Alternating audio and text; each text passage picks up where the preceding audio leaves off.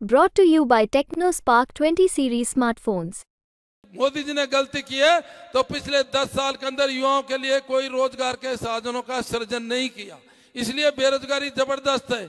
इसके अलावा और बहुत सी बात है राष्ट्रीय लेवल की जिनको हमारे नेता बताएंगे।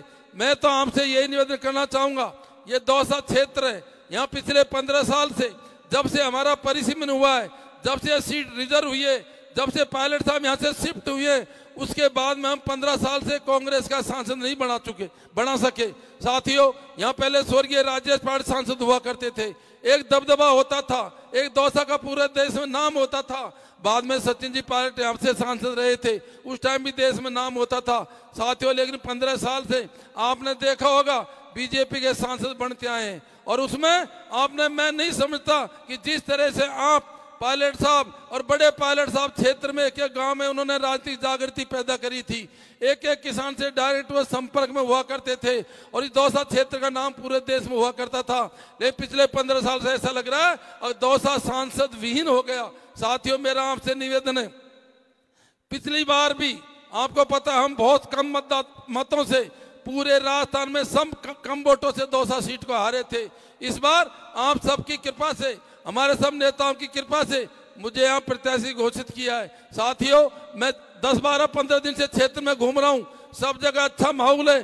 पायलट साहब भी कई मीटिंग कर चुके, इस क्षेत्र की बहुत अच्छी स्थिति है। लेकिन मेरा आप सबसे निवेदन है, यदि आप चाहते हो ये सीट कांग्रेस जीते, यदि आप ये चाहते हो पायलट साहब की तरह जबरदस्त वोटों से जीते, तो आपको आने वाली 19 तारीख को सुबह से लेकर शाम तक अपने मतदान बूथ पर रहना पड़ेगा। साथियों, सबसे अच्छा नेता वो है जो अपना बूथ जीते, सबसे अच्छा नेता वो है जो अपनी पंचायत जीते। इसलिए मेरा सबसे निवेदन है, मैं कहता हूँ जितने भी लोग हैं बड़ी संख्या में, देखो प्रकृति हमारा साथ दे रही है। ये सही बात है कि हमारा टेंट छोटा था, हम सोच रहे थे धूप में कैसे खड़े होंगे, लेकिन भगवान ने छाया कर दी, भगवान ने छाया कर दी, भगवान ने हवा चला दी। ये इस बात का संकेत है पायलट साहब की कर्म भूमि पर प्रकृति हमारा साथ दे रही है, और ये लोकसभा क्षेत्र आप सब जीतोगे।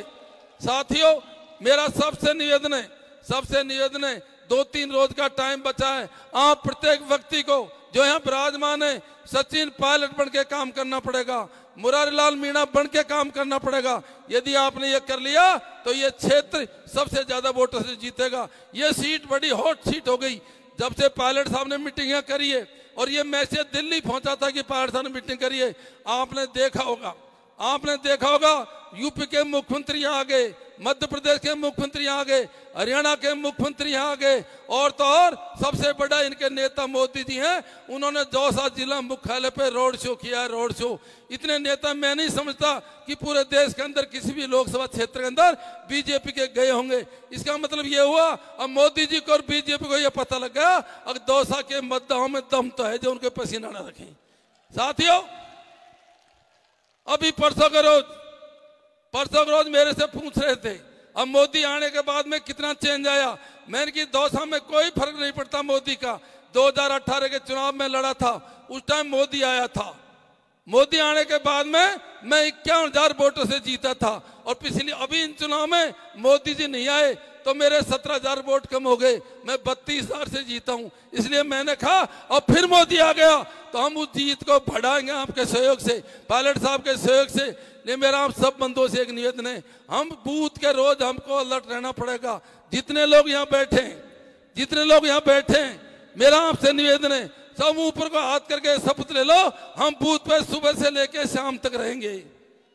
यदि आप सुबह से लेकर शाम तक बूथ पर रह गए, साथियों हमारे 2000 बूथ हैं, एक बूथ पे यदि आप 50 वोट बढ़ा देते हो तो 1 लाख वोट बढ़ते हैं। एक बूथ पे यदि आप 100 वोट बढ़ा देते हो तो 2 लाख वोट बढ़ते हैं। तो मैं समझता हूं निश्चित रूप से आप इन बातों का पालन करेंगे, और जो हमारी खोई प्रतिशत सीट की थी, हमारी खोई प्रतिशत लोकसभा सीट की थी,